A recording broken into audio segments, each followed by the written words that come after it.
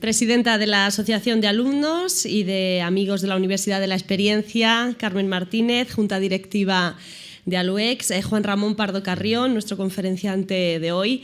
También saludamos a Francisco Javier Martínez Ortuño, de Global Caja, que esta tarde nos acompaña. Muchísimas gracias y que colabora con esta asociación. Muchísimas gracias también por acompañarnos. Y a todos ustedes, señoras y señores, muy buenas tardes.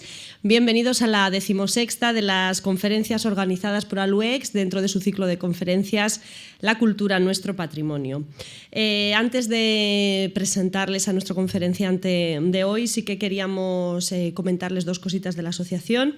Una es que el viaje organizado al Bonillo para el día 3 de marzo se ha tenido que suspender debido a los problemas con el tiempo de estos días, pues con las carreteras, las nevadas y demás.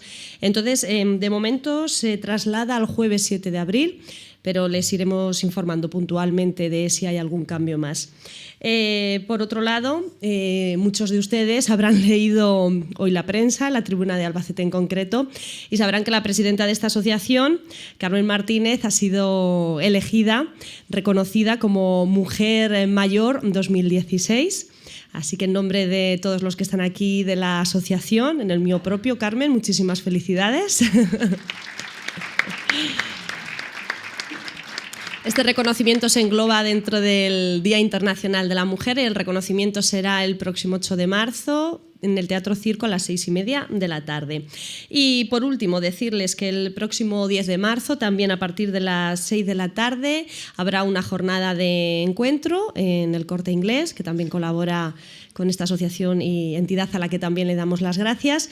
Y bueno, pues habrá una jornada allí de encuentro a la que podrán ir todos los socios y socias y pasar una buena tarde. Ahora sí, hacemos otro gran giro temático en este ciclo de conferencias. Hoy, de la mano de nuestro conferenciante, nos adentraremos en el apasionante y deslumbrante mundo de la astronomía.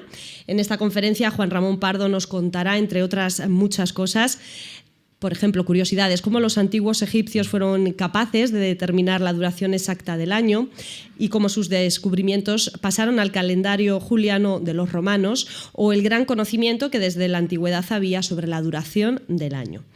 Apasionante, sin duda. Les presento a nuestro conferenciante, Juan Ramón Pardo Carrión. Es doctor en Astrofísica y Técnicas Espaciales por las universidades Pierre et Marie Curie en París y la Universidad Complutense de Madrid. Ha desarrollado su carrera profesional en España, Francia y Estados Unidos, países en los que ha trabajado para instituciones tan prestigiosas como el Observatorio de París, Columbia University en New York, National Aeronautics and Space Administration, NASA, California Institute of Technology y el Consejo Superior de Investigaciones Científicas de España, donde tiene un puesto de científico titular obtenido por oposición. Juan Ramón Pardo ha publicado más de 70 artículos de investigación a lo largo de 20 años de carrera científica, que se han centrado especialmente en el estudio de la componente fría del universo, como es el gas interestelar, atmósferas de estrellas evolucionadas y atmósferas planetarias.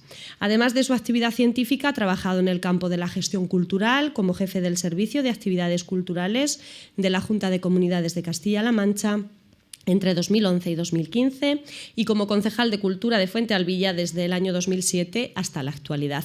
Precisamente en esta localidad, de la que es natural, ha desarrollado un modelo de gestión en el Auditorio Municipal que ha obtenido 2 premios a nivel nacional y que le han permitido llevar hasta esta localidad a primeras figuras del mundo de las artes escénicas como Ainhoa Arteta, José Mayuste, Ara Malikian, José Mercé, María Bayo o Miguel Poveda, entre otros muchos. Todo un lujo para una pequeña localidad y del que yo creo, Juan Ramón, en otro momento estaríamos encantados de conocer en profundidad cómo se ha hecho esto y exportarlo a otros muchos municipios. Bien, pues con Juan Ramón Pardo Carrión iniciamos este apasionante viaje por el espacio, así que, cuando quiera, muchas gracias. Que estoy impresionado por el ciclo de conferencias de la Universidad de la Experiencia, por su variedad y por su amplitud. Y formar parte de él para mí es sin duda todo un honor. Yo voy a hablar sin duda de lo más misterioso y quizá lo más valioso que existe en el universo, que es el tiempo. Para el ser humano, pues el tiempo tenemos esa concepción de algo absoluto que va fluyendo y que está separado de todo, está por supuesto separado del espacio, separado del control del ser humano, pero bueno, el tiempo tiene detrás de sí una larga historia que es la que voy a intentar contarles aquí esta tarde. Y además para ello hemos elegido esta fecha del 29 de febrero porque bueno, es una fecha que está ligada precisamente a una corrección necesaria para mantener nuestro calendario siempre en fase con lo que es el devenir de la Tierra en su órbita alrededor del Sol.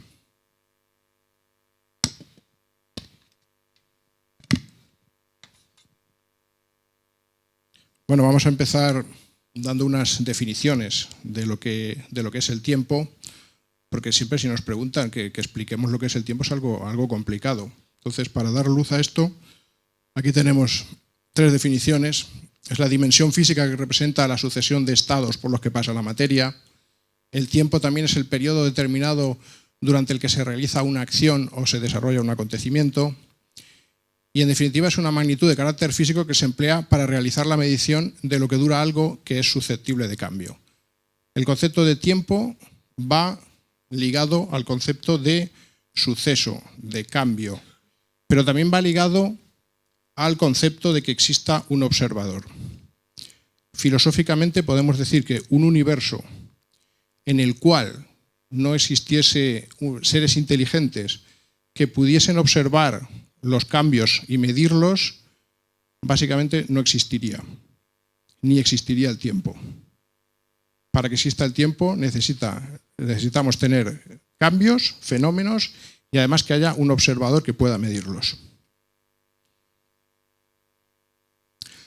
Vamos un poquito a concretar el tiempo para nosotros, para los seres humanos, que vivimos en un lugar muy concreto, en un planeta que está en el sistema solar, en la galaxia Vía Láctea, y que pues tiene una serie de peculiaridades. Este planeta rota sobre sí mismo, este planeta está dando vueltas alrededor del Sol, y bueno, pues esos son los fenómenos, esos son los cambios que directamente determinan nuestra percepción del tiempo. El tiempo para nosotros, de forma natural, lo dividimos en días debido a la rotación de la Tierra y también en años por el movimiento de traslación de la Tierra alrededor del Sol. Si viviésemos en otro planeta donde el periodo orbital fuese distinto, donde el fenómeno de dar vueltas sobre sí mismo pues fuese diferente, el tiempo, los habitantes de ese planeta lo definirían de otra manera. Por tanto, el año se define como el tiempo que tarda la Tierra en dar una vuelta alrededor del Sol. Bueno, esto es una definición un poquito vaga, porque luego vamos a ir viendo, vamos a ir profundizando dentro de la conferencia que realmente hay diferentes tipos de año y que no todos duran lo mismo y eso depende de la referencia de qué fenómenos tomamos para definir la duración del año. Y lo mismo pasa con el día. En principio lo podemos definir como el tiempo que emplea la Tierra en dar una vuelta sobre sí misma. En azul he puesto las definiciones, por ejemplo, de tipo práctico. Para nosotros un año pues es un periodo de 365 días o 366 en los años bisiestos que dividimos en 12 meses y que empieza el 1 de enero y termina el 31 de diciembre. Bueno, eso es una convención que hemos tomado por diferentes motivos. Históricamente, la división en 12 meses se debe a que esos 12 meses pues, se aproximan mucho en duración a lo que es el periodo de otro astro muy importante para nuestra vida, que es la Luna. El periodo orbital de la Luna alrededor de la Tierra es muy aproximadamente un mes. Y ese es el origen, finalmente, de los meses en nuestro calendario. Y el día pues, se divide en 24 horas, 60 minutos y 60 segundos. Y esto pues, tiene también unas razones históricas. Hoy en día usamos un sistema decimal para medir prácticamente todo y, sin embargo, el tiempo, que ya se empieza a medir desde la antigüedad, pues se le da unidades en un sistema sexagesimal. Y de ahí que tengamos, pues culturalmente esto no se ha cambiado y sigamos usando las horas, los minutos y los segundos. Como digo, 24 horas, estas divididas en 60 minutos y estas divididas en 60 segundos. Bueno, pues vamos a intentar definir el tiempo solar, el tiempo relacionado con la duración del día. ¿Cómo podemos definir eso? Bueno, si nos colocamos en un lugar de la Tierra, el Sol sale por el este, va caminando por la esfera celeste y llega un momento en que alcanza su punto más alto. Esa dirección es el sur, y la línea que forma esa dirección con la dirección del polo norte es lo que se llama el meridiano del lugar. El paso del Sol por el meridiano es lo que se llama el mediodía. Y el intervalo del tiempo transcurrido, o el intervalo transcurrido entre dos mediodías, pues eso sería el día solar. Ese día solar lo dividimos en 24 horas, 60 minutos y 60 segundos solares. Ahora les voy a hacer una pregunta. Imagínense que estamos por la noche observando el cielo y a las estrellas les ocurre lo mismo que el Sol. Salen por el este, van subiendo, llega un momento en que culminan, pasan por el meridiano, alcanzan su punto más alto y luego van bajando y se ponen por el oeste.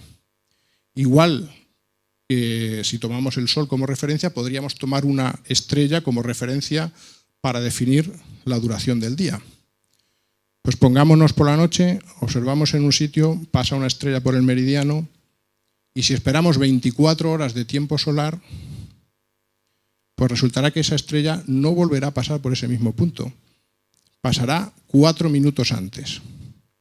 De manera que el día ligado al Sol no dura lo mismo que el día ligado a las estrellas. Uno se llama el día solar y otro es el día siderio. Y les voy a explicar de dónde viene la diferencia. Es muy sencillo de entender. La Tierra va girando sobre sí misma. Si tenemos una estrella en esta dirección, las estrellas están lejísimos, las podemos considerar como situadas en el infinito, pues un día después, justo cuando la Tierra ha dado una vuelta, la volvemos a tener en esa misma dirección. Sin embargo, el Sol, debido a que es un objeto cercano y que la Tierra está girando en una órbita alrededor de él, cuando pasa un día, la Tierra se ha movido un poquito en esa órbita. De manera que para volver a tener el Sol enfrente de nosotros, en el mediodía de nuestro lugar, necesitamos que la Tierra recorra un pequeño ángulo extra. De manera que el día solar dura un poquito más que el día sidéreo. Es una diferencia apreciable.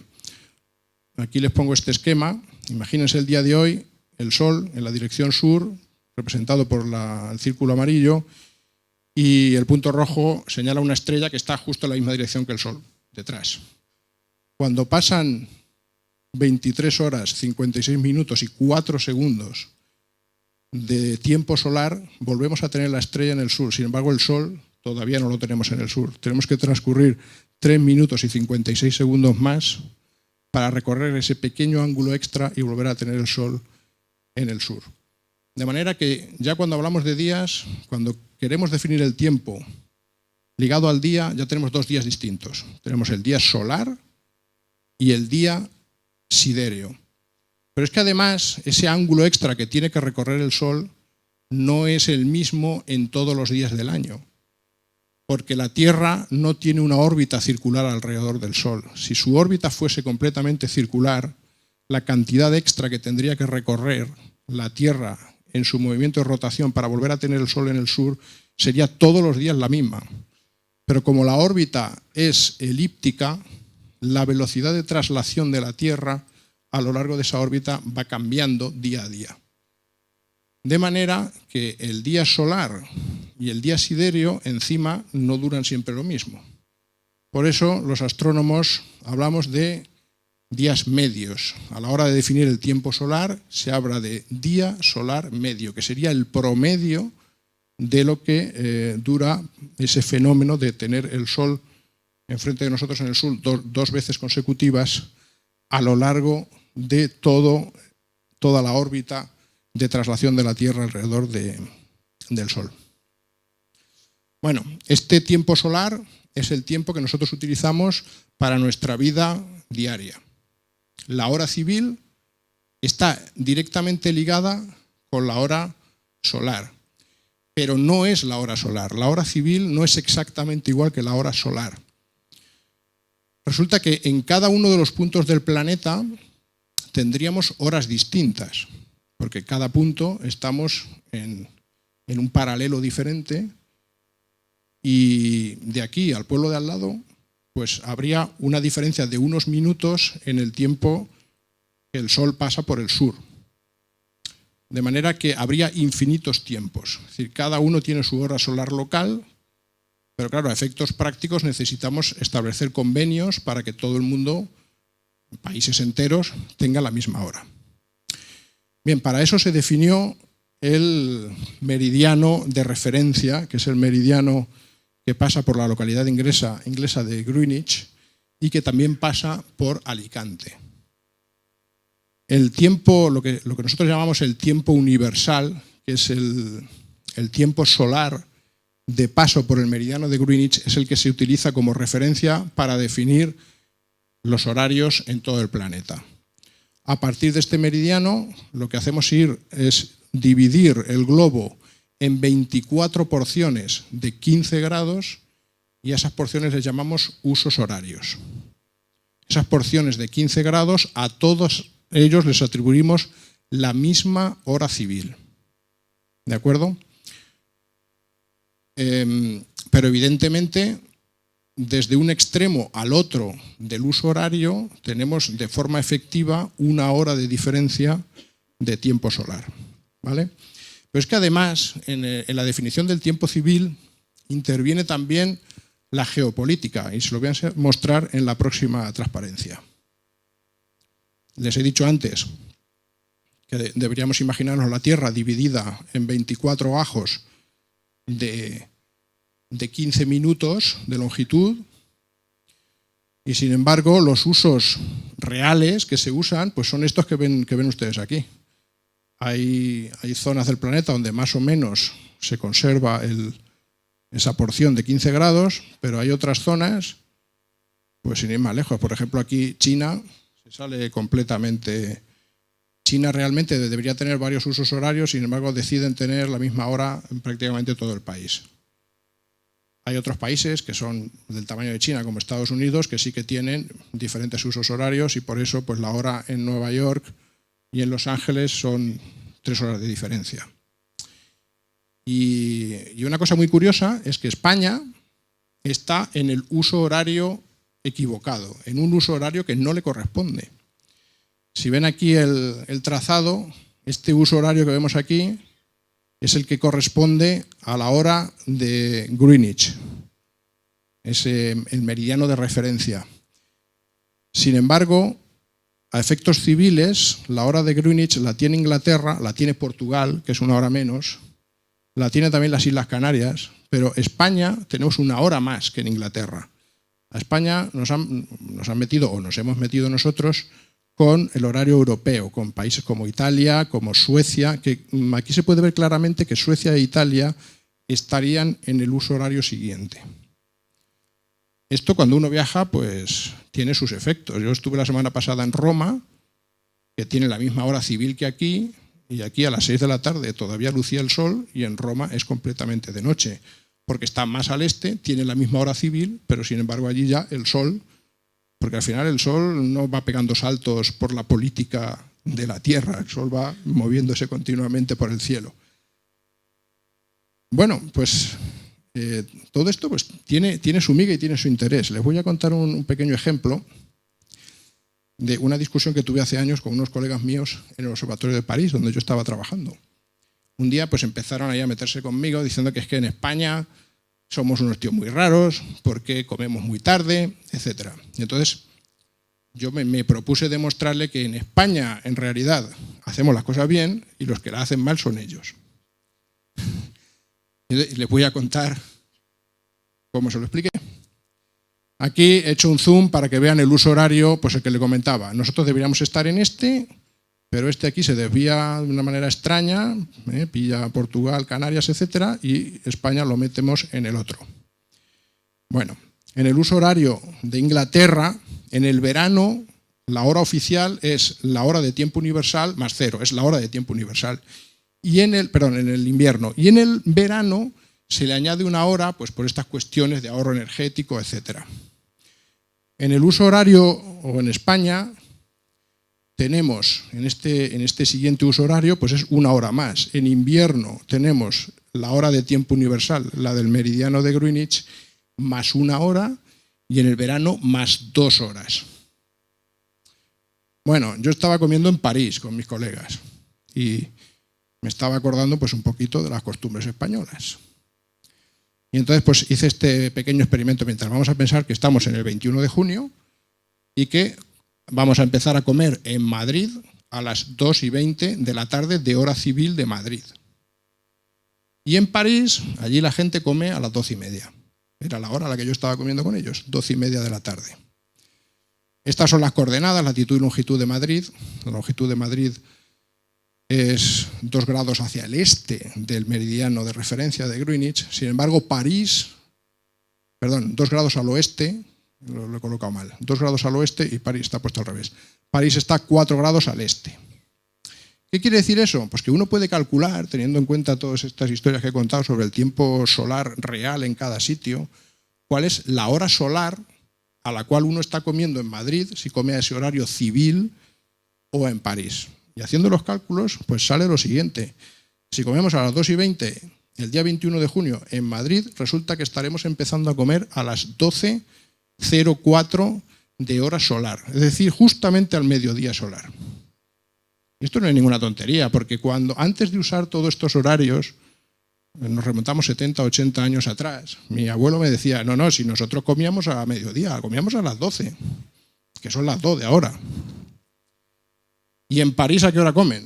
A las 10:41. Decía, es que vosotros hacéis el almuerzo y luego con el café pues os vais a casa. Y bueno, como eran astrónomos y entendían perfectamente toda esta historia del tiempo solar, etcétera, pues me tuvieron que dar la razón. Todo esto simplemente para decir que el tiempo pues tiene su miga y sobre todo que sepáis que siempre la hora que pone en el reloj no es directamente la hora que marcaría un reloj solar. Bueno, vamos a hablar ahora de lo que es el tiempo siderio y de la duración del año, que es lo que nos ocupa en esta conferencia, más incluso que la duración del día. El asunto sería, ¿qué estrella podemos tomar como referencia para definir el día siderio? Porque para definir el día solar está claro, la referencia es el Sol. Pero estrellas visibles por la noche hay 6.000. ¿Cuál de ellas tomamos como referencia para definir el día siderio? Pues los astrónomos hemos decidido no tomar ninguna estrella como referencia. Tomamos un punto imaginario que hay en el cielo, que es el siguiente.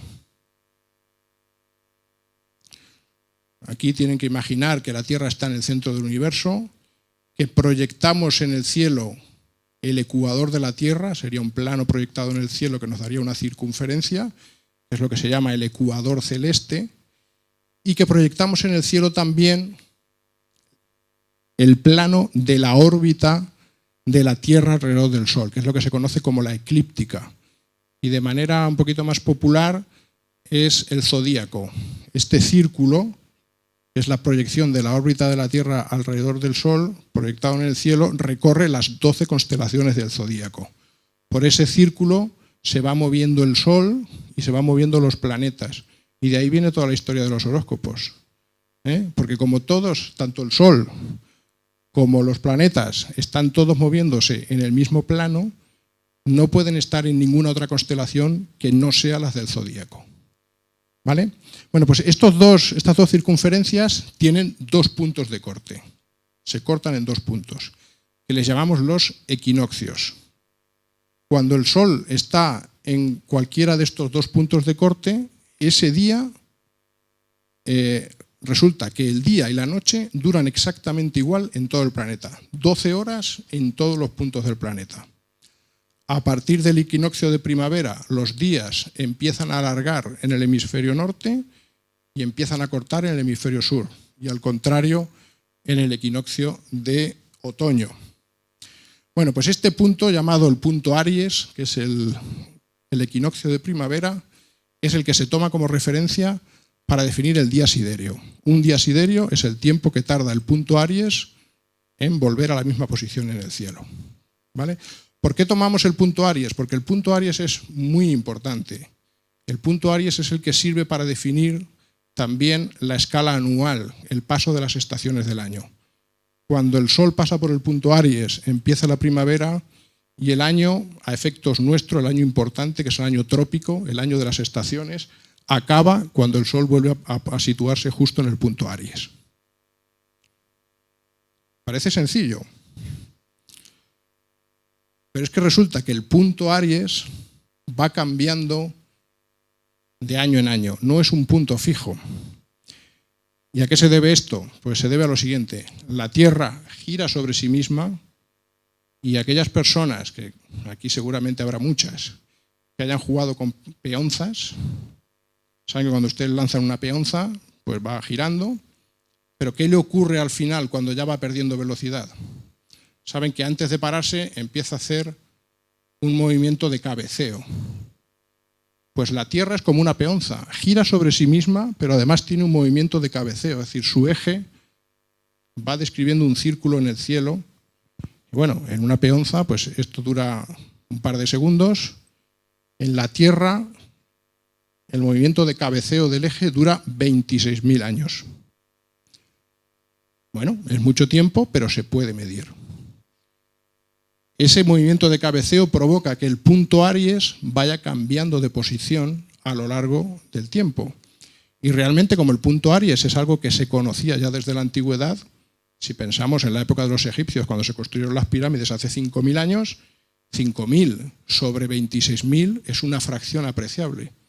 Y desde aquella época hasta aquí se ha podido ver de manera muy clara que el punto Aries ha ido cambiando de sitio. Y vamos, la manera más clara se la voy a mostrar ahora. Está tan claro que ha cambiado de sitio que el punto Aries se llama Aries porque estaba en la constelación de Aries. Y ahora resulta que el punto Aries está en la constelación de Piscis, que es la constelación de al lado. O sea, ha tenido tiempo, desde que se le puso el nombre, ha tenido tiempo en moverse, pues, lo que es una constelación. 12 constelaciones que tiene el zodíaco, si dividimos 360 grados entre 12 constelaciones, nos salen 30 grados. O si dividimos 26.000 años entre 12, pues nos salen 2.000 y pico años. Pues justo. Unos años antes de Cristo, 2-3 siglos antes de Cristo, los griegos le pusieron al punto Aries ese nombre porque estaba en la constelación de Aries y los números cuadran perfectamente. 2.000 y pico años después ha recorrido el ángulo que uno esperaría. Y bueno, pues esto tiene su implicación también. Debido a que el punto Aries va moviéndose con respecto al resto de las estrellas del cielo, que las estrellas sí que están fijas, pues resulta que el periodo rotacional puro de la Tierra es 23 horas 56 minutos 4,0989 segundos de tiempo solar medio, pero el día siderio, que toma como referencia el punto Aries, dura aproximadamente 8,4 milésimas de segundo más. Esas 8,4 milésimas de segundo tienen que ver con ese cambio en la posición del punto Aries. Y como veis, tiene su miga el tiempo. ¿Esto es importante? Pues hombre, así en la vida cotidiana para comer lo mismo da, ¿no? Se puede comer media hora antes o media hora después. Pero cuando uno quiere hacer algo de mucha precisión, todo esto necesita tenerlo perfectamente controlado. Aquí les muestro unas imágenes muy recientes. Este soy yo, pues el mes pasado, en unas observaciones con un telescopio que está aquí en nuestra región, en el Observatorio de Lleves, en Guadalajara. Está en la sala de control y aquí les muestro la consola del telescopio, en donde nos van saliendo pues datos interesantes. Y entre ellos, fíjense, dos relojes. Uno que pone UTC, que es el tiempo universal coordinado, es el tiempo del meridiano de Greenwich, medido con relojes atómicos, voy a hablar de ello después.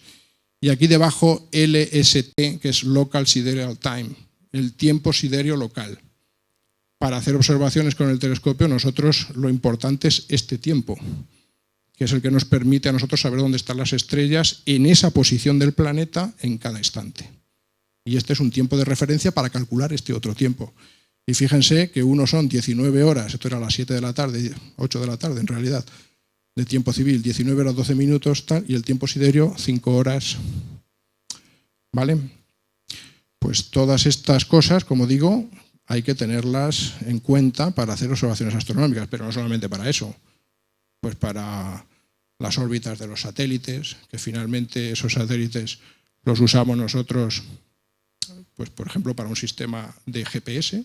En nuestro móvil hoy en día podemos saber perfectamente nuestra posición tomando como referencia unos satélites que están orbitando alrededor de la Tierra, pero esos satélites necesitan tener una referencia exacta del tiempo. Bueno, ¿cómo hacemos la medida del año? La medida del año, en principio, pues lo que se trata, si para medir el día es ver el tránsito del Sol por el meridiano, pues para ver lo que dura un año, lo que hay que buscar es 2 veces consecutivas que el Sol esté exactamente en la misma posición del cielo. Porque en un lugar dado del planeta, el Sol cada día del año va saliendo por una posición diferente, alcanza una altura diferente y se pone en otra posición en el oeste distinta. Esa altura va cambiando entre 2 ángulos distintos. El más alto de ellos corresponde al día más largo del verano y el más corto es el día más corto del invierno. Pero como pueden ver, el Sol se puede encontrar en una multitud de posiciones muy distintas. Y para saber lo que dura el año es encontrar el Sol exactamente en el mismo punto del cielo 2 veces consecutivas. Así que, bueno, eso lo tenían muy claro los antiguos e idearon diferentes formas de hacerlo. La forma más sencilla para que uno pueda medir el año, así un experimento en su casa, es colocar un palo, es como un reloj de arena, y justamente a mediodía, al momento que tiene la sombra más corta, pues anota la longitud. Conforme va avanzando el invierno, pues la longitud se va haciendo más y más larga, y en el verano más corta. 2 veces consecutivas con la sombra más larga, pues eso marcaría lo que dura el año. Pero claro, si uno tiene un palo de 1 metro, la diferencia de lo que mide la sombra de un día para otro, pues es muy poquito, unos milímetros. Es una cosa difícil de medir. También se puede medir lo que dura el año, pues viendo en qué posición del horizonte va saliendo el Sol. Y cuando lo encuentre 2 veces seguidas en una misma posición, pues eso le marca lo que dura el año. Eso, por ejemplo, parece ser que es lo que motivó la construcción de este monumento que todos conocerán, Stonehenge, en Inglaterra. Ahí está, bueno, pues un poquito destruido, como está en la actualidad, pero la reconstrucción sería algo así.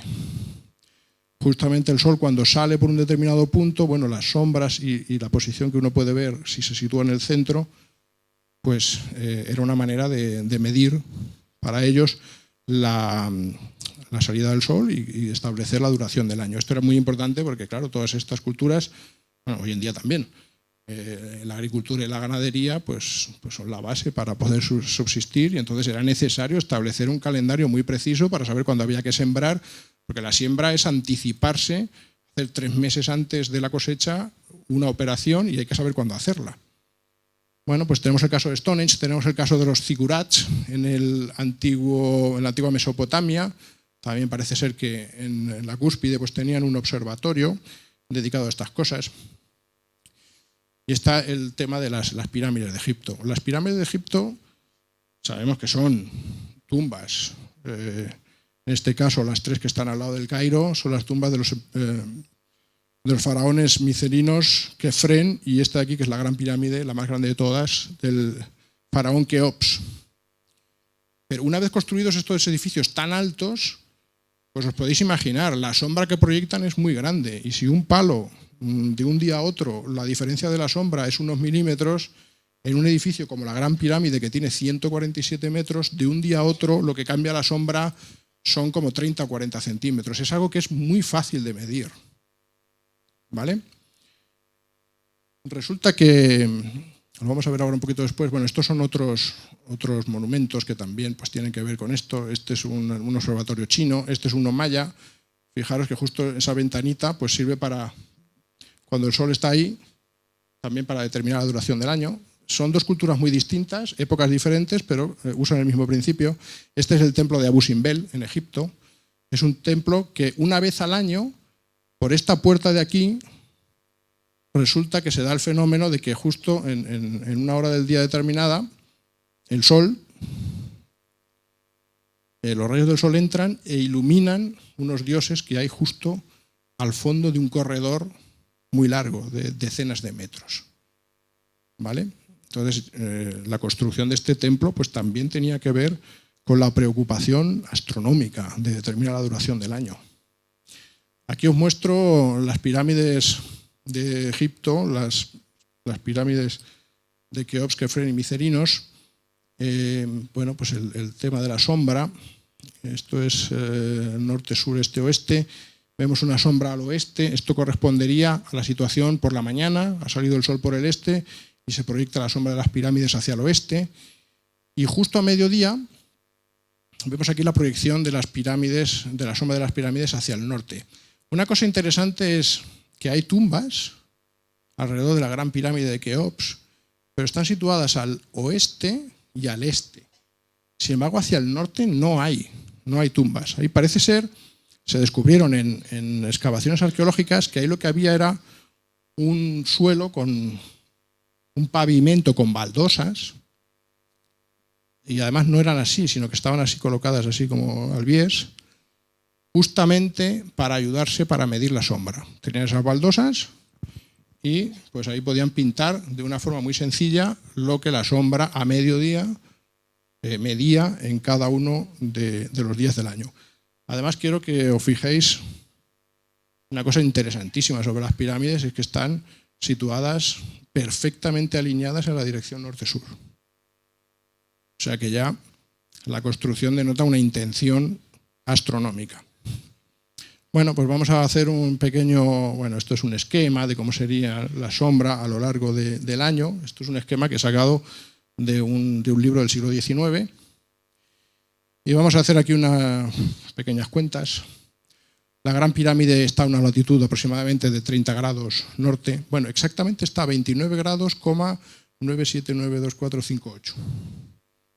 Esto, pero es que sabéis que hay toda una corriente que busca la explicación de todo con las pirámides. Y hay gente que dice, fíjate qué casualidad, que la latitud de la pirámide es 29, bueno, todo este número de aquí, y la velocidad de la luz en el vacío es 299792458, exactamente las mismas cifras, en metros por segundo.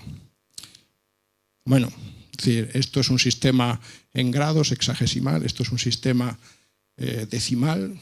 Bueno, es una casualidad bastante grande, pero bueno, tantas cosas se le buscan a la Gran Pirámide que esta es otra más.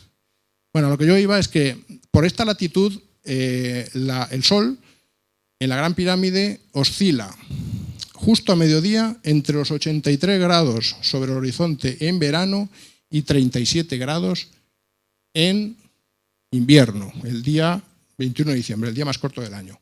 Bueno, pues ese día es muy fácil medirlo. La Gran Pirámide mide 147,5 metros de alto. Para calcular cuánto mide la órbita, porque como todo el mundo aquí ha estudiado trigonometría, es multiplicar por la tangente de ese ángulo, de 37 grados. Sale que la sombra de la pirámide son 195 metros. 195 metros son unos 80 metros más allá de donde acaba la pirámide. De manera que esos 80 metros es la variación que tiene la sombra de la pirámide en aproximadamente 55 días que tarda esa sombra en desaparecer a mediodía. Es decir, el sol a mediodía sube por encima de un ángulo que ya hace que no haya sombra. Pues en 55 días cambia de 80 metros. ¿Qué quiere decir? Que cada día cambia 1,5 metros. Con lo cual es muy fácil medir. Y es muy fácil darse cuenta que justo cuando pasan 365 días, que es lo que más o menos se sabe que dura el año, vamos a ponernos hace 5.000 años, pues ellos llegaban allí esperando medir la sombra de la misma longitud y se dieron cuenta que no medía exactamente lo mismo, medía pues una variación de 30-40 centímetros. Haciendo cuentas, rápidamente se dieron cuenta que el año, para explicar eso, para explicar esa diferencia, pues no duraba exactamente de 365 días, sino que duraba más o menos un cuarto de día más. Esto ya lo sabían los egipcios. Y de hecho lo incorporaron a su calendario en un decreto de Cánopo del siglo III a.C. Bueno, les voy a hablar muy rápidamente de que los años, pues el que a nosotros nos importa es el año trópico, es el año de las estaciones, es, como digo, el intervalo que transcurre entre el paso del Sol por el punto Aries, pero hay otros años, como por ejemplo el año anomalístico, que son 2 pasos consecutivos de la Tierra por el perihelio. El perihelio es el punto más próximo de la Tierra al Sol. El año puramente siderio, que es 2 pasos consecutivos por el mismo punto de la órbita, no por el punto Aries, sino por el mismo punto de la órbita, porque el punto Aries, como he dicho, va cambiando de sitio, y ese año dura 365 días, 6 horas, 9 minutos. Como pueden ver, pues todos hay una pequeña variación de varios minutos. El año anomalístico dura esto que ven aquí, porque la órbita de la Tierra en realidad no es una órbita cerrada. Debido al efecto de los otros planetas, la órbita no se termina de cerrar y el perihelio, el punto más próximo de la Tierra al Sol, también va cambiando de año en año. En fin, hay mucha tela que cortar con el tiempo. Al final, el que a nosotros nos importa es el año trópico, que dura de manera exacta 365 días, 24-22. ¿Vale? Los egipcios ya sabía que duraban, ya tenían las 2 primeras cifras decimales, 365 con 25, de manera que ellos ya sabían que cada 4 años había que añadirle un día. Los romanos no tenían esto en su calendario, era un auténtico batiburrillo, pero Julio César, que como saben pues hizo muchas campañas por Egipto, tuvo sus contactos con gente como Cleopatra, etcétera, con contactos próximos con la cultura egipcia, pues él se trajo muchas cosas del conocimiento de los egipcios. Y en concreto en el año 46 a.C. fue cuando se estableció el calendario juliano. El año 46 a.C., que fue cuando comienza el calendario juliano, fue un año que duró 445 días y le llamaron el último año de la confusión. Y a partir de ahí empezaron a tenerse los años de 365 días y meter uno más cada 4 años. Como todos ustedes saben, en el año 44 a.C., 2 años después, el 15 de marzo, fue asesinado Julio César. Y ya como se lo cargaron, pues nos vamos a cargar también el calendario. Y entonces algunos sacerdotes, paganos, tal, dijeron, bueno, vamos a cambiar porque este tío no tenía razón y realmente hay que meter un día más cada 3 años, no cada 4. Y entonces pues se metió un bisiesto cada 3 años. Varios años después, pues resulta que Augusto, en tiempos de Augusto, se dieron cuenta que eso ya había provocado un desfase. De manera que Augusto abolió esa regla, volvió a introducir los años bisiestos cada 4 años y para recuperar ese desfase que se había metido, abolió los años bisiestos durante 36 años, hasta el año 44. Ya, bueno, en el año 44 ya arrancamos bien. Pero la historia no acaba aquí. Seguimos en la época del Imperio Romano, 1000 batallas, emperadores asesinados, etc. Llegamos al año 312 después de Cristo, es la victoria de Constantino sobre Magencio, y en el año 313 el Edicto de Milán, por el cual Constantino establece la religión cristiana como religión oficial en el imperio. Y por eso Constantino es tan sumamente importante y ese es el motivo por el cual su arco pues, se ha preservado, está ahí al lado del Coliseo.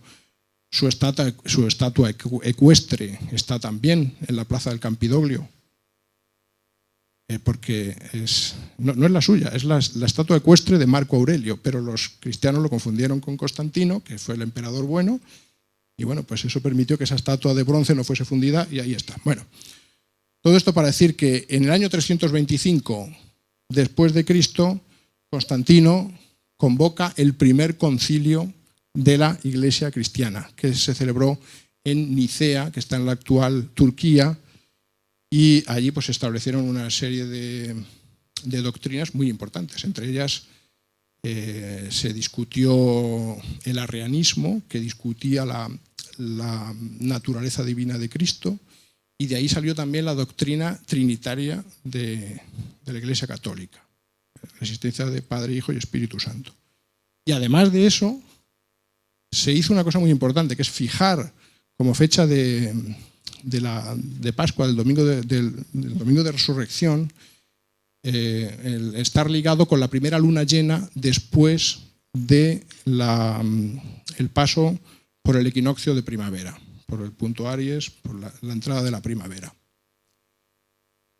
Bueno, se dijo, siempre vamos a hacer Viernes Santo, primera luna llena o lo más próximo después de que entre la primavera.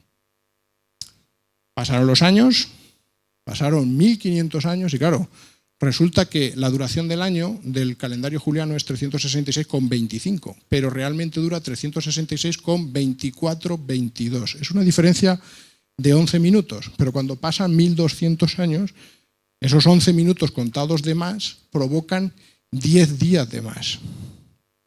De manera que la primavera se adelantaba.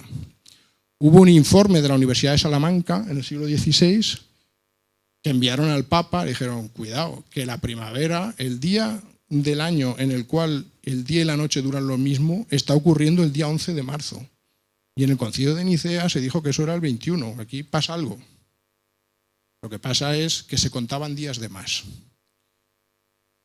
Y bueno, pues para resolver ese problema, pues lo que se decidió fue pues ajustarse a esa duración, 366,24-22. Para ello, lo primero era eliminar esos 10 días de más.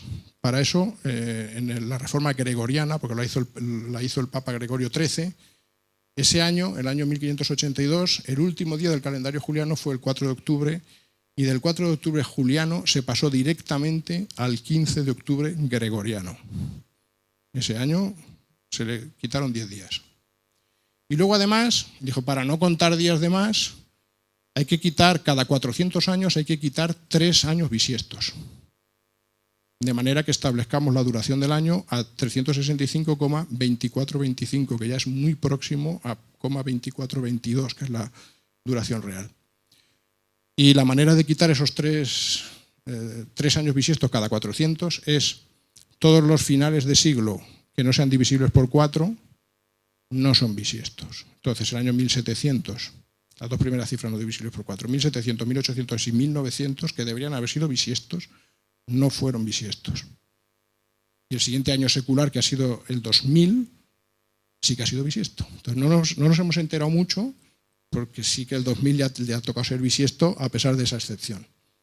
Y bueno, gracias a eso ahora tenemos un calendario que permite no tener errores en 3.300 años. No vamos a perder ningún día en 3.300 años. Tenemos tiempo para pensar.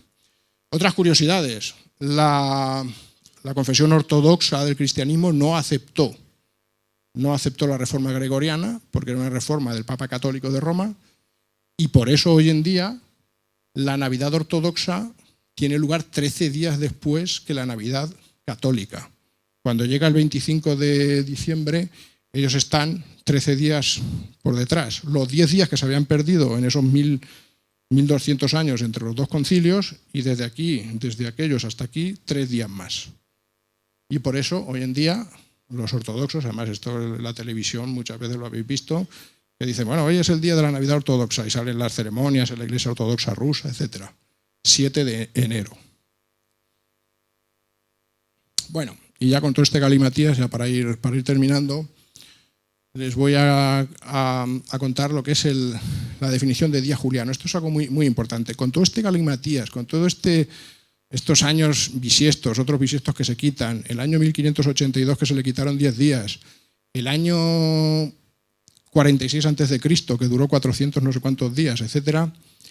Si uno se pone a hacer cálculos astronómicos y quiere hablar de fenómenos astronómicos que ocurrieron mucho tiempo en el pasado, utilizar los años no es una escala práctica.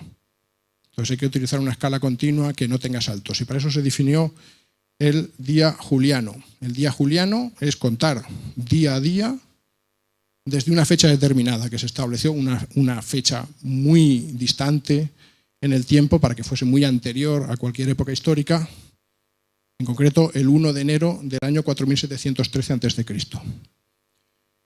Y en esa escala de días julianos, esta conferencia de hoy ha comenzado a las 6:30 del día juliano 2.457.448.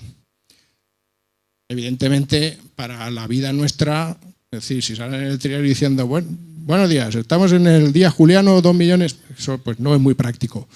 Pero para los astrónomos sí, porque cuando hacemos estudios de fenómenos que duran mucho tiempo y tenemos que expresar un fenómeno, una variabilidad en función del tiempo, ¿qué ponemos en la escala de tiempo? Lo mejor es poner el día juliano. Y aquí les muestro pues, un estudio mío de hace unos años, donde pueden ver en el eje de las IES es una variación de luminosidad de una estrella, es una estrella que está en el final de su vida, que está pulsando, y en el eje de las X el día juliano. Y aquí vemos que cada 300 y pico días esta estrella pues, sufre una pulsación debido a inestabilidades en su interior, etc. Pero bueno, con esta escala de día juliano es muy sencillo expresar eso. Si yo tuviera que poner aquí años y bisiestos y no sé qué, pues sería imposible. Entonces, para usos científicos es muy importante el día juliano. Ya nos acercamos al final de la conferencia y ustedes se preguntarán, bueno, resulta que es que el tiempo realmente es muy difícil saber, ni siquiera nos podemos fiar de la hora que tenemos civil, porque no se corresponde con nada. Sí se corresponde, pero es un poco lioso. Bueno, ¿se puede establecer algo que permita hablar de una escala más absoluta de tiempo y que además el tiempo fluya de una manera uniforme? Bueno, pues para eso se inventó el reloj atómico en el año 1958, que utiliza un fenómeno físico que son transiciones cuánticas en el interior de un núcleo atómico y, bueno, pues ese fenómeno sí es un fenómeno natural que proporciona una escala de tiempo muy precisa, muy constante, que no está sometida a todos estos fenómenos astronómicos, a que la Tierra, pues su velocidad de giro no es constante, que se va frenando, ese tipo de cosas. Bueno, pues el tiempo que usamos hoy en día realmente tiene que ver con el tiempo astronómico, pero su referencia es el tiempo atómico, establecido con los relojes de Cesio. En la definición que se hizo de un segundo es esta, 9.990, en fin, esta cifra que ven aquí de transiciones del átomo de Cesio. ¿Por qué? ¿Por qué ese número tan raro? Pues porque en el año 1958 ese número de transiciones coincidía muy exactamente con lo que duraba el segundo solar medio ese año. ¿Vale? A partir de entonces hay bastantes laboratorios en la Tierra con relojes de Cesio que van contrastando el conteo que proporcionan esos relojes para establecer lo que se llama el tiempo atómico internacional, que es la base del tiempo universal coordinado. El tiempo universal que tiene que ver con el Sol, pero coordinado porque está ligado a los relojes atómicos. El tiempo atómico internacional es con el que se dan las señales horarias y es el tiempo de referencia para los satélites GPS. Algunas curiosidades sobre el tiempo atómico. Bueno, este es el primer reloj de Cesio, que se haga una idea. Unas curiosidades sobre el tiempo atómico es que el tiempo atómico sí que es una cosa constante y si lo comparamos con el tiempo universal, el tiempo del Sol, resulta que se van perdiendo segundos al cabo del tiempo porque la Tierra se va frenando. O sea, hay un desfase. Eso motiva que cada cierto tiempo se va corrigiendo, se van metiendo unos segundos intercalares en la hora oficial para mantener el tiempo atómico lo más próximo posible al tiempo universal, al tiempo ligado al Sol. Y esos segundos intercalares seguramente lo habrán oído en la prensa. El último se metió en el año 2015. Bueno, ¿el tiempo atómico es la referencia absoluta? ¿Es algo que no cambia? No, también cambia. Ni siquiera uno se puede fiar del tiempo atómico. Y todo esto tiene que ver con la teoría de la relatividad de Einstein, que demostró que el espacio y el tiempo son algo que no se pueden separar y que el tiempo realmente sufre cambios con los sistemas de referencia y también con la geometría del espacio debido a la presencia de objetos masivos. Se lo voy a explicar, esto es una cosa un poco complicada, la voy a explicar muy de pasada. Cuando tenemos dos observadores que se mueven a una velocidad respecto de otro, resulta que el tiempo que perciben esos observadores es distinto. Porque lo que es absoluto en el universo no es el tiempo, lo que es absoluto es la velocidad de la luz. Y si dos observadores se están moviendo uno respecto de otro, ambos tienen que percibir la misma velocidad de la luz. Y la única manera de explicar eso es que el tiempo se dilate para uno y se encoja para el otro. La transformación, cuando la velocidad relativa entre los observadores es v, c es la velocidad de la luz, viene expresada por esta fórmula. Cuando la velocidad relativa es 1 kilómetro por segundo, la dilatación del tiempo es 0,35 milésimas de segundo al año. Eso es lo que se dilata el tiempo atómico. Si uno pone un reloj atómico ahí, va a tener ese desfase. Pero si la velocidad son 200.000 kilómetros por segundo, es decir, nos estamos moviendo ya a velocidades comparables con la de la luz, la dilatación del tiempo puede ser factores muy altos. Si uno mete 200.000 en esta fórmula, le sale una dilatación del tiempo de 4. Es decir, que para un observador pasaría un año y para el otro que se está moviendo a 200.000 kilómetros por segundo pasarían, bueno, al revés, el que se está moviendo pasaría un año y el que está fijo pasarían 4 años. Y de aquí Einstein lanzó la paradoja de los gemelos, que es con la que yo empecé la conferencia. Tenemos dos gemelos, uno se va a marchar en un viaje en una nave espacial que va a alcanzar la velocidad de 200.000 kilómetros por segundo, el otro se queda en la Tierra, se va por ahí unos años, pasan a lo mejor 2 años para él y sin embargo para el otro han pasado 8 o quizá más. Si la velocidad son 250.000 kilómetros por segundo pueden pasar 10, 15, 20 años. El tiempo para ambas personas será distinto y los gemelos pues acabarán en estados distintos de su vida. El otro fenómeno físico que hace dilatarse el tiempo es la presencia de objetos masivos como estrellas, como agujeros negros. Un agujero negro o el Sol distorsiona el espacio-tiempo a su alrededor y eso hace pues que el tiempo no transcurra de la misma manera. Y algunos pensarán, este nos está contando un rollo tremendo, eso no puede ser. Bueno, pues un ejemplo de la vida cotidiana que todos usamos, el GPS. El GPS se basa en un sistema de satélites que están orbitando alrededor de la Tierra y para determinar la posición en la que estamos necesitamos tener 4 satélites visibles. Esos satélites mandan una radiación pulsada, tienen relojes atómicos de referencia, aparte nuestro GPS, el aparato en nuestro coche, está conectado con el tiempo atómico internacional y por un sistema de triangulación se puede determinar con una precisión tremenda de milímetros dónde estamos. Y eso después, pues con los programas, se utiliza para ir por carreteras, etc. Estos satélites se mueven a una velocidad de 3 kilómetros por segundo en su órbita, con lo cual sufren el efecto relativista y de hecho se puede medir. Los relojes atómicos embarcados en estos satélites sufren un desfase con respecto a los relojes atómicos en Tierra de 38,5 millonésimas de segundo al día. No es mucho, pero cuando transcurren unos cuantos días ya nos metemos en el terreno de las milésimas, centésimas de segundo, que son cantidades que sí que podemos medir. O sea que realmente ese efecto existe. Y bueno, me prometí a mí mismo meter las ondas gravitacionales, que es el último gran descubrimiento de la ciencia en esta conferencia.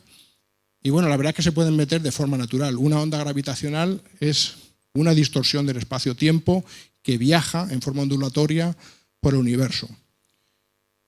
El reciente descubrimiento que ha habido en Estados Unidos de las ondas gravitacionales, que es algo que estaba postulado por las teorías físicas pero que nunca se había visto, más o menos, os lo voy a describir, se trata de 2 agujeros negros de aproximadamente 30 masas solares cada uno de ellos, situados en una galaxia a unos 1.000 millones de años luz de la Tierra, que entraron en colisión girando uno alrededor del otro.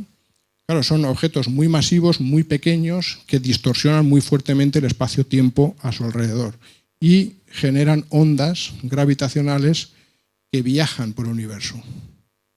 Bueno, 1.000 millones de años después han llegado a la Tierra y no nos hemos dado cuenta porque, claro, este fenómeno, viajando esa distancia tan grande, pues se ha atenuado muchísimo. Pero hay un experimento en Estados Unidos, son dos telescopios, aunque esto no parecen telescopios, pero realmente son telescopios de ondas gravitacionales, uno situado en Luisiana y otro situado en el estado de Washington, que lo que tienen en su interior son 2 brazos, un láser como este. Un láser es un haz de luz extremadamente coherente. Quiere decir que las ondas y los valles del láser, de los diferentes rayos que forman el láser, están todos muy en fase. ¿Vale? Pues aquí lo que tiene es un láser muchísimo más potente que este, que lo dividen en dos y que después esos dos trozos los vuelven a combinar y los pasan a un detector.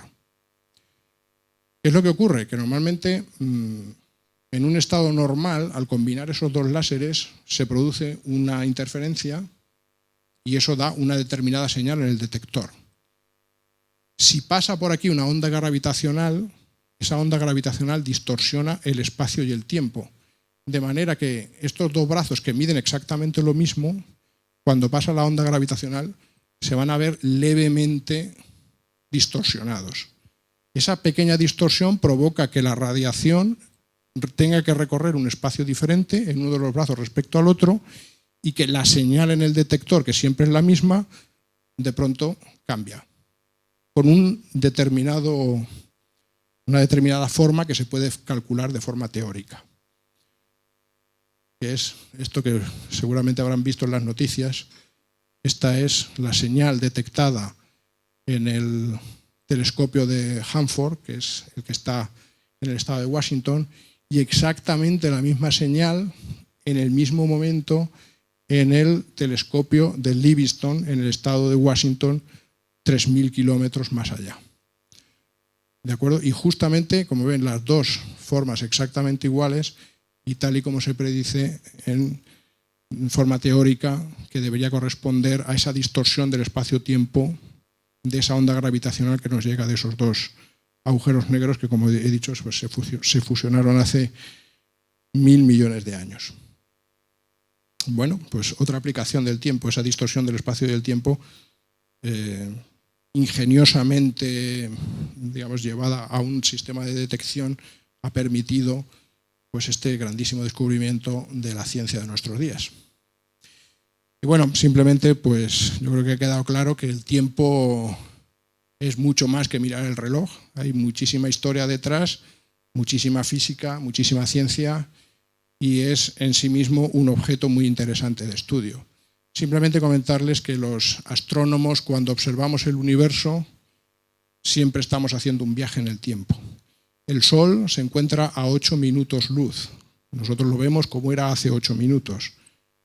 La Luna, a 380.000 kilómetros, es un poquito más de un segundo. La luz recorre 300.000 kilómetros por segundo. La Luna está un poquito más de un segundo luz.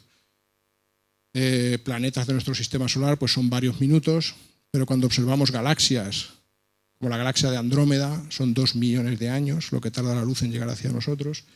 Y cuando observamos lo que se llama el cielo profundo, el universo joven, estamos detectando galaxias tal y como eran hace 1.000 millones, 2.000 millones de años, etc. Estamos haciendo continuamente un viaje en el tiempo. Lo último, la última frontera que se puede detectar con la luz y con telescopios es la radiación fósil que se liberó tras el Big Bang, lo que se llama el desacoplo materia-radiación. Al principio de todo, el universo era tan pequeño y tan denso que la materia y la radiación estaban completamente acopladas. Yo esto siempre lo explico. Imagínense una plaza llena de gente, cada una de las personas es una partícula de materia y ahora imagínense un balón de fútbol que representa la luz. Si la plaza está completamente llena de gente, estamos todos apretados, si uno intenta chutar el balón de fútbol no llega a ningún sitio porque acaba tropezando con todos los vecinos que tenemos alrededor. El universo se ha ido expandiendo, con lo cual esa plaza se ha ido haciendo cada vez más grande, pero la gente es la misma, pero tienen más espacio.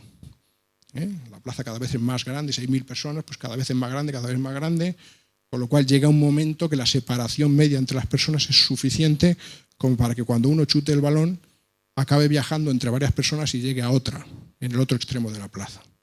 Ese es el universo actual, en el cual la luz transporta información de unos puntos a otros. El momento en que se produjo el desacoplo, es decir, el momento en que la luz empezó a viajar libremente, quedó una radiación fósil en el universo que hoy en día se puede detectar con telescopios de microondas y, como digo, esa es la última frontera que podemos observar los astrónomos. Eso sucedió 300.000 años después del Big Bang o 15.000 millones de años atrás en el tiempo. Y bueno, espero que hayan pasado un buen tiempo conmigo en este día juliano 2.400.000 y pico. Y me despido pues con esta fotografía de lo que son las aventuras de un astrónomo como yo en los observatorios. Esto fue hace 20 años, un observatorio en los Alpes franceses, donde también era una época de crisis y tuvimos que construirnos un iglú para poder terminar nuestra misión de observaciones. Muchas gracias, espero que hayan disfrutado y quedo a su disposición para las preguntas. Muchísimas gracias, Juan Ramón. Ha sido un verdadero placer escucharle. Y se abre ese turno de preguntas. Quien quiera formular alguna, levante la mano y yo rápidamente voy hacia el lugar. Gracias. Hola, buenas tardes. Si me permite, voy a hacer dos preguntas pequeñitas. La primera es respecto a la diferencia de esa hora al uso horario que nos corresponde, al meridiano cero. ¿Tiene algo que ver esto con la unificación de horarios en la aviación del eje durante la Segunda Guerra Mundial, de Alemania, Italia? Es que sobre esto he oído bueno, muchas cosas. Hay parte de razón en eso, pero tampoco podemos olvidar que Francia e Inglaterra conservan una hora de diferencia. Ya. Es que eso ha parecido, lo he leído en algún lado y me ha parecido también, en fin, un poco raro respecto a esto, que no tenía razón de ser porque unificar con Alemania, pero sin embargo pues estaban los aliados. Y la segunda pregunta es, ahora en la actualidad, en este siglo, en este milenio que estamos viendo, la referencia del norte, sobre todo para los navegantes, es la estrella polar, la Osa Menor. ¿Fue siempre así? ¿Seguirá siendo así?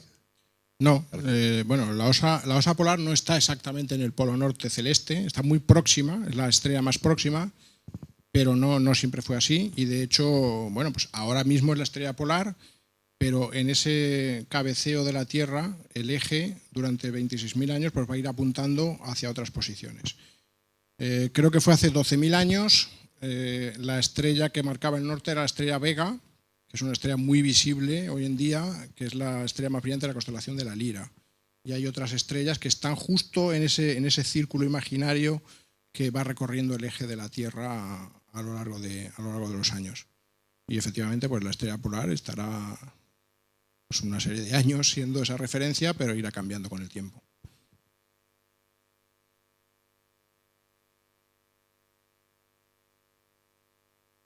No se atrevían.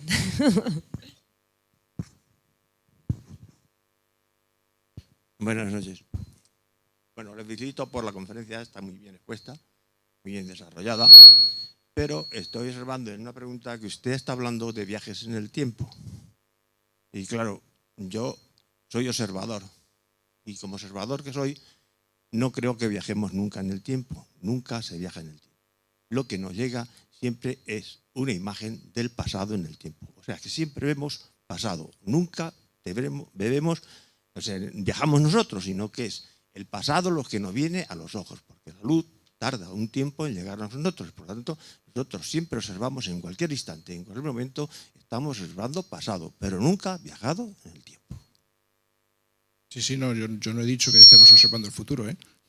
Cuando he puesto esa última transparencia, he dicho que siempre hacemos un viaje al pasado. Los astrónomos, con nuestras observaciones, siempre estamos observando el pasado. Estamos haciendo un viaje desde el universo actual a 15.000 millones de años atrás, hasta esa época del desacuerdo materia-radiación. Luego existen esas teorías de que pueden existir curvaturas del espacio-tiempo que permitan pasar en épocas distintas y tal. Pero bueno, todo eso entra dentro de las conjeturas. Lo que nosotros observamos con nuestros instrumentos siempre es el pasado. Pero nosotros vemos pasado, observamos pasado, pero nunca viajamos en el tiempo. En el tiempo es otra cosa distinta. Viajar en el tiempo es moverse a través del tiempo. Lo que no se puede hacer el ser humano nunca es viajar en el tiempo. Bueno, estamos viajando en el tiempo, nuestra vida dura un determinado lapso, ¿vale? Y si efectivamente pudiéramos construir una nave que se moviese con esas velocidades, no es viajar en el tiempo, pero sí percibir el diferente velocidad con la que transcurre el tiempo. Eso sería posible. Lo que pasa es que, claro, es decir, estamos hablando de que los instrumentos, los satélites que tenemos se mueven a velocidades de unos pocos kilómetros por segundo, entonces estos efectos relativistas son muy pequeños, estamos hablando de millonésimas de segundo, y para tener efectos muy grandes, del orden de que para uno pase un año y para otro pasen 2, tenemos que movernos a velocidades muy próximas a la luz. Y evidentemente nuestra tecnología está lejísimos de permitir pues, tal tipo de viajes. No solamente nuestra energía, no solamente sino la energía que se necesita para viajar y además la inercia de la materia. La materia nunca tendrá velocidades próximas a la luz, porque lo único que tiene velocidades próximas a la luz es la energía. Es la energía la que se puede mover, pero la materia está limitada y no puede viajar. Usted es observador del universo y sabe que todos los cuerpos materiales que existen en el universo, todos, exactamente todos, viajan a 3.000 kilómetros, a 2.000, a 200 kilómetros por segundo, pero nunca llegarán a los 300.000 kilómetros por segundo. Nunca. Bueno, tenemos por aquí más preguntas.